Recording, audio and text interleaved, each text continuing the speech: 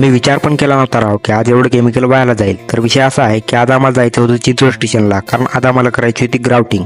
त्यासाठी दीपक भाई आणि मी निघालो चिंचवडच्या दिशेने. मग थोड्या वेळामध्ये आम्ही थेट येऊन पोहोचलो चिंचवडच्या नाथब्रह्मा इडलीला, कारण आम्हाला भूक पण लागली होती आणि आम्ही नाश्ता पण केला नव्हता, म्हणून इडली खाऊन घेतली. इडली खाल्ल्यानंतर आम्हाला चहाची तळप लागली होती, म्हणून म्हणलं चला चहा पिऊया. चहा पिली आणि थेट येऊन पोहोचलो आमच्या साईडवर. आणि हे बघा, हे आहे आमची साईडवर आल्यानंतर आपल्या दोन्ही पण गाड्या पार्किंगला लावल्या आणि कपडे चेंज करून घेतले. आणि कपडे चेंज करून घेतल्यानंतर लाईट बोर्ड पण जोडला, कारण आपल्याला लाईट लागणार होती. लाईट बोर्ड जोडला आणि वर येऊन बघतो तर काय, या दोघांची मशीन सोबत खोल फिटिंग चालू होती. मी म्हणलं चला बाबा यांची खोल फिटिंग चालू आहे, म्हणून म्हणलो चला पाणी पण आणून घेऊया आणि आपल्याला एक रिकामी बॉटल लागणार होती, ते बॉटल पण घ्यायची होती. मग मी आपली पाण्याची बॉटल आणि रिकामी बॉटल नेऊन ठेवली वर आणि आलो परत खाली, कारण आता मला न्यायचा होता केमिकलचा बॉक्स.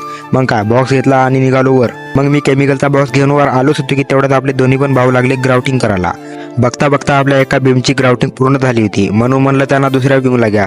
पण दुसऱ्या बीमला ग्राउटिंग करायला गेल्यावर खूप केमिकल वाया जात होतं. मग खूप प्रयत्न करून त्या आपण बीमची ग्राउटिंग पूर्ण केली आणि मी आलो बाहेर, कारण मला न्यायचं होतं थिनर आणि थिनर संपलं होतं. मग थिनर घेतला आणि निघालो साईडकडे. मग मी थोड्या वेळामध्ये आलो साईडवर आणि मशीनवर थिनर टाकून मशीनला चांगलं क्लीन करून घेतलं. मशीन क्लीन करून झाल्यावर आम्ही कपडे वगैरे चेंज केले आणि सनसेटचा मस्त व्ह्यू बघत निघालो घराकडे.